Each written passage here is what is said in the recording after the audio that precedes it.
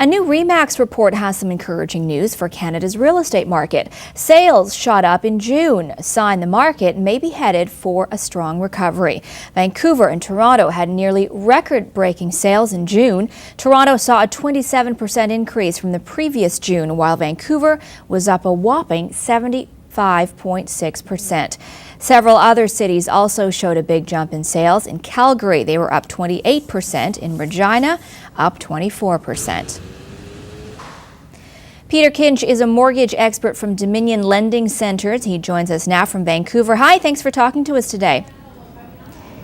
My pleasure. So as far as the upswing in sales, are we seeing this across the board, across the country, or in every province, or are we just talking about certain desirable pockets in the major urban centres like Toronto and Vancouver? Well, you're seeing it everywhere, I think. And you know what's interesting is a few months ago I joked about this, that Canada is going to be getting to the point where everybody's waiting for this big email back in February and March that would say something like, hey, it's the bottom of the market. And I think what we're really seeing is that it is the bottom of the market. I think people recognize it as the bottom of the market in about February, March, and then they're looking and say, and if you think about it, the spring market always has a recovery. Every spring there's more activity than ever before.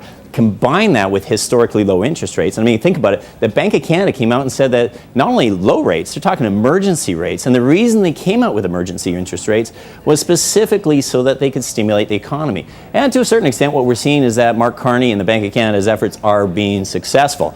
Combine that with the fact that the long-term interest rates had a short jump up.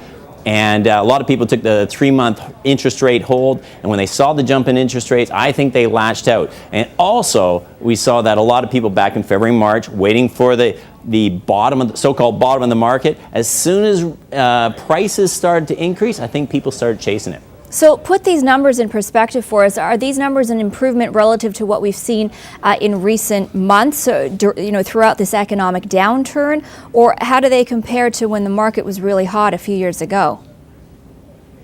Well, again, that's a very good point. It's all perspective. Like if you take 2007, for example, and compare it to 2008 numbers look terrible because 2007 was really historically high. And then you had this lull in 2008. So now you're seeing 2009 numbers. Of course, they're going to look better than 2008 numbers. And again, I look at this and I think, normally you're going to have a jump in the spring.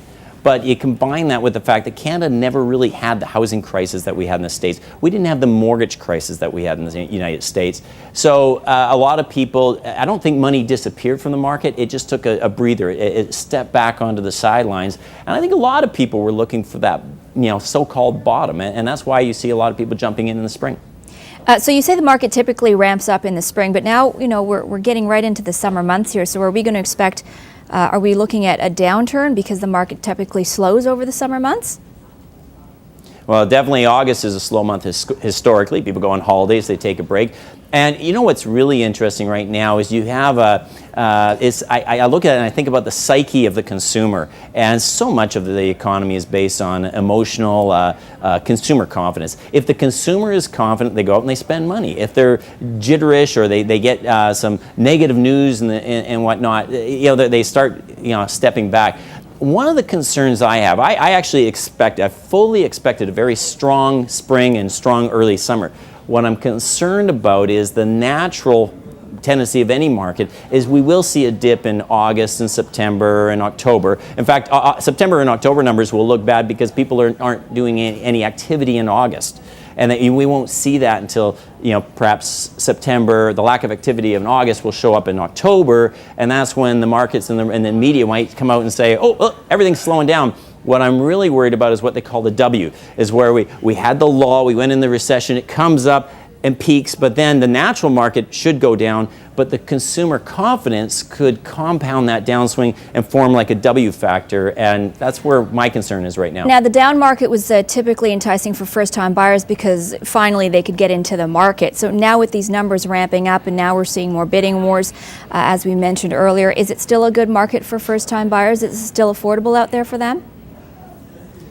Yeah, well, I would say absolutely. I mean, and again, the key here is interest rates being historically low. If I'm a first-time home buyer, I personally, to be honest, I wouldn't look at what the prices are per se. You have to focus on affordability. What can you afford? And the one thing I would warn first-time home buyers is that even though rates are historically low right now, especially if you get into the variable rates, you should factor in over the next 24 to 36 months about a 3% increase in interest rates. And make sure that when interest rates do go up, whether it be 3 years or 5 years from now, for example, if you take a 5-year, you don't have to worry about it for 5 years, but can you afford it still when rates go up? Which, if we're in emergency rates now, they're bound to go up. Peter Kinch is a mortgage expert from the Canadian Mortgage Team. Thanks for talking to us today. My pleasure. Time for a short break here on CTV News Channel. More news up after the break.